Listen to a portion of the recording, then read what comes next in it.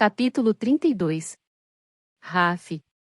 Aquela porta, grunhiu o Hicks, apontando para a frente. Estarei de volta dentro de 2 horas. Não vou levar tanto tempo assim para me banhar. Mas os meus deveres haverão de me tomar todo esse tempo. Fique quietinho no lugar até que eu esteja de volta para buscar você. Ele saiu batendo os pés, ainda com raiva por eu ter ganhado um banho quente em um jogo de cartas na noite passada. Ele clamara que havia me deixado ganhar porque eu estava fedendo, o que pode ter sido verdade. Por mais que eu desejasse um banho de verdade, meu real propósito era o de ver mais da disposição da estrutura do Sanctum, e eu sabia que a câmara de banho ficava mais perto da torre onde Lia estava ficando com Caden. Embora tivesse recebido algumas liberdades nos meus movimentos, ir sozinho para uma outra parte do Sanctum não estava entre elas. Memorizei o caminho que pegamos, fazendo perguntas inócuas ao Hicks, tentando determinar que corredores eram usados com mais frequência e onde eles davam. O Hicks provara-se útil, até mesmo com seu pavio curto. Abri a porta que dava para a câmara de banho, e lá, como prometido, havia uma banheira cheia de água. Mergulhei nela a minha mão. Tépida, no máximo, no entanto, mais convidativa depois de só ter como se lavar com uma bacia de água fria. Havia sabão e também uma toalha, o Hicks devia estar se sentindo generoso. Joguei minhas roupas ao longe e enfiei a cabeça na água primeiro, esfregando o rosto e o couro cabeludo, e depois entrei e me molhei totalmente, mas a água estava esfriando rápido, então me lavei e saí antes que ela ficasse gelada. Eu me sequei e estava apenas em parte vestido quando senti mãos nas minhas costas nuas. Girei e ali estava Lia, empurrando-me para cima, junto à parede. "O que você está fazendo aqui?" falei. "Você não pode." Ela puxou meu rosto para junto do dela e beijou-me, um beijo cálido e longo, passando os dedos pelos meus cabelos molhados. Eu me afastei dela. "Você tem que ir embora." Alguém poderia. Mas então minha boca desceu junto à dela novamente, dura e faminta, transmitindo uma mensagem bem diferente daquela que eu estava tentando passar. Minhas mãos deslizavam em volta de sua cintura, viajavam para cima em suas costas, absorvendo todo o tempo perdido e os dias em que eu havia desejado abraçá-la. "Ninguém me viu", disse ela, entre beijos. "Ainda. Ouvi o Hicks dizendo a você que ele ficaria fora por 2 horas, e ninguém vai ver como eu estou durante pelo menos esse mesmo tempo." Meu corpo moldava-se ao dela. Eu era capaz de sentir o sabor do desespero nos beijos de Lia, e ela falava em sussurros sobre as distantes colinas de venda que havia visitado, infinitas colinas em que poderíamos nos perder. "Por uns poucos dias, se tivermos sorte", falei. "Isso não é o bastante. Quero uma vida inteira com você." Ela ficou hesitante por um momento, trazida de volta à nossa realidade, e então repousou a bochecha no meu peito. "O que nós vamos fazer, Raf?" perguntou ela. Passaram-se 12 dias. E é só uma questão de mais 12 antes que os cavaleiros retornem com a notícia da boa saúde do rei. "Pare de contar os dias, Lia", falei. "Isso vai levar você à loucura." "Eu sei", sussurrou ela, e recuou um pouco, passando os olhos pelo meu peito desnudo. "Você deveria se vestir antes que fique doente por causa do frio", disse ela. Com ela tão perto, frio eu não sentia, de jeito nenhum, mas apanhei minha camisa e a vesti. Ela ajudou-me a abotoá-la, e cada toque de seus dedos incendiava a minha pele. "Como foi que você conseguiu sair de seu quarto?" eu quis saber. Existe uma passagem abandonada, que não dá para muita coisa, na maior parte para corredores cheios de gente, o que a torna inútil quase sempre, no entanto, às vezes a oportunidade se apresenta. Ela não parecia preocupada em como faria para voltar ao seu quarto sem ser detectada, embora eu estivesse.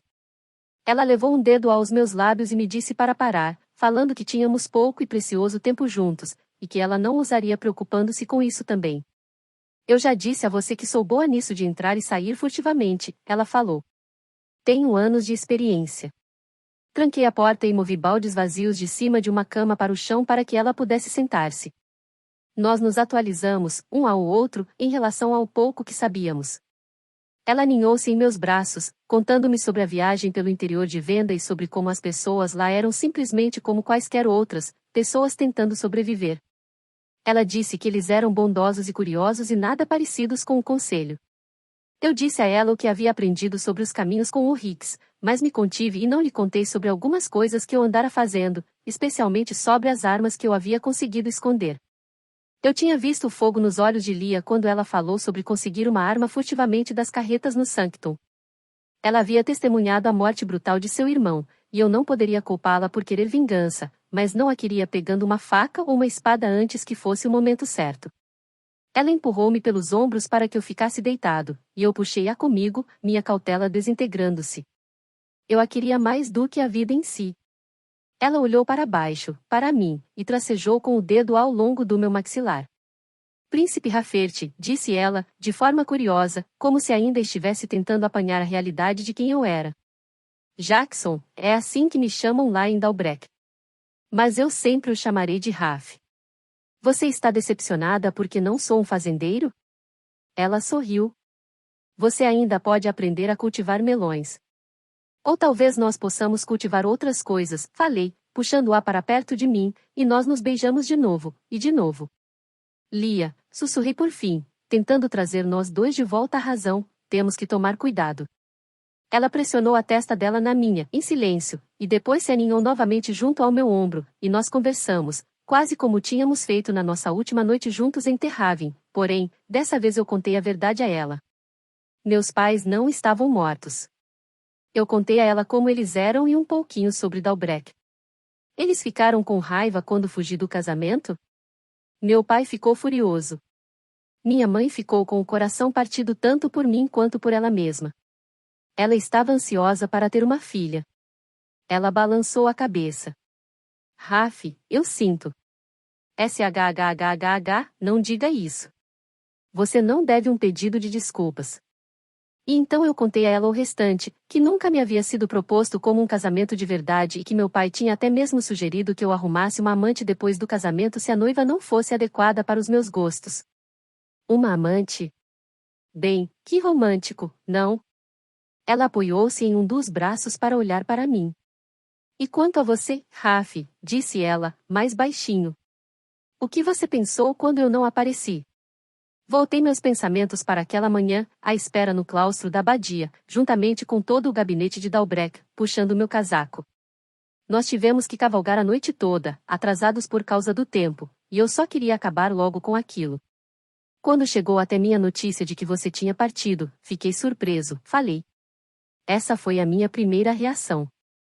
Eu não conseguia entender muito bem como isso poderia acontecer. Cada detalhe havia sido calculado pelos gabinetes de dois reinos. Na minha mente, aquilo bem que poderia já ter sido esculpido em pedra. Eu não conseguia entender como uma moça poderia desfazer os planos dos homens mais poderosos do continente. Então, quando, por fim, passei pela fase de choque, fiquei curioso. Em relação a você. E não estava com raiva? Abriu um largo sorriso. Sim, eu estava com raiva, admiti. Na época eu não admitiria isso, mas também fiquei furioso. Ela revirou os olhos. Ah! Como se eu não soubesse. Imagino que isso estava aparente quando cheguei a Terravin.